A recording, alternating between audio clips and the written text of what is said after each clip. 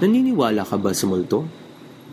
Meron kasi akong alam na kwento tungkol sa isang binibining nababalot ng misteryo. Sinasabing ang binibining ito ay nakatira sa bundok ng Makiling. Walang nakakaalam kung ano ang kanyang pangalan. Kaya, pinangalan na lang siyang Maria.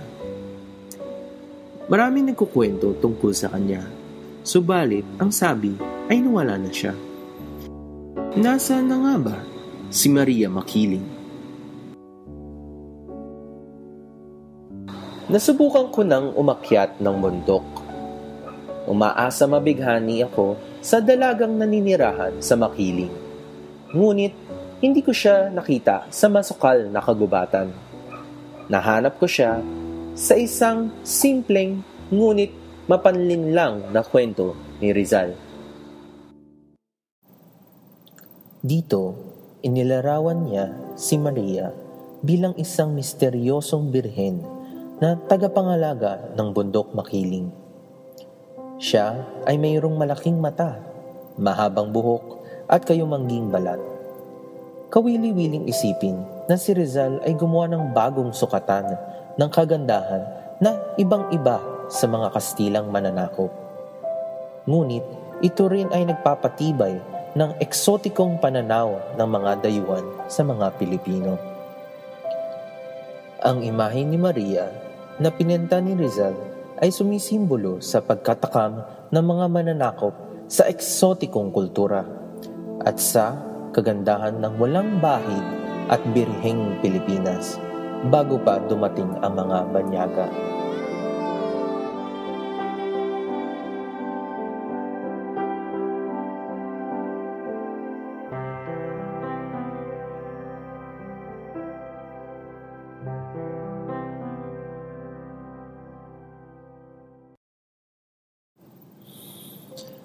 Ang paglahad ni Rizal sa kwento ni Maria ay binubuo ng iba't ibang karanasan ng mga lokal na naninirahan sa kanayunang ito.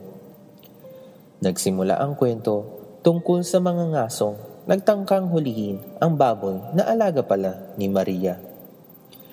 Sa kanyang pagtugis sa hayop na ito, nakilala niya ang dalaga na siyang nag-imbita at nagpakain sa kanya sa tahanan nito. Binigyan niya rin ang lalaki ng luya upang gawing sangkap sa pagluto. Ngunit nang napagtanto ng lalaki na masyado nang itong mabigat, itinapon niya ang ilan dito bago siya makauwi. Nagsisi lamang siya nang makita niyang naging ginto pala ang luyang binigay sa kanya ng dalaga. Ang luya ay sumisimbolo sa kultura ng mga Pilipino na hinayaan nating burahin at talampalasin ng mga Kastila. Kailangan alalahanin natin na ang luya ay isang ordinaryong pananim lamang na hindi naman ganong kahalaga.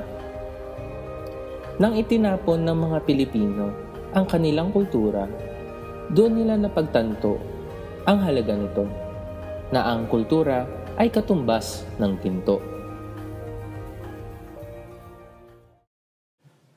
Isa pang kwento tungkol kay Maria ay ang kwento ng dalawang mga ngasong na nakahuli ng usa at baboy na alaga ni Maria.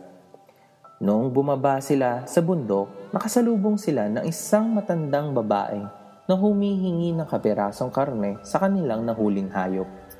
Subalit, ang dalawang lalaki ay tumanggi at hindi pinansin ang matanda, pati ang habilin nito. Nang abutan ng paglubog ng araw ang dalawang lalaki, hinabol sila ng isang halimaw at kinain ang dala-dala nilang mga hayop. Ang halimaw sa kwento ay sumasalamin sa mga Pilipinong makasarili na walang ginagawa kundi magpayaman at binabaliwala ang kalagayan ng kanyang bayan sa panahon ng pananakop ng mga dayuhan. Maraming makasariling Pilipino ang inihiwalay ang kanilang mga sarili sa bayan. Hindi nila tinulungan ang bayan para makalaya sa mga mananakop. Bagkus ay pinakisamahan pang mabuti ang mga ito upang sila'y mabigyang pabor sa kanilang mga personal na interes.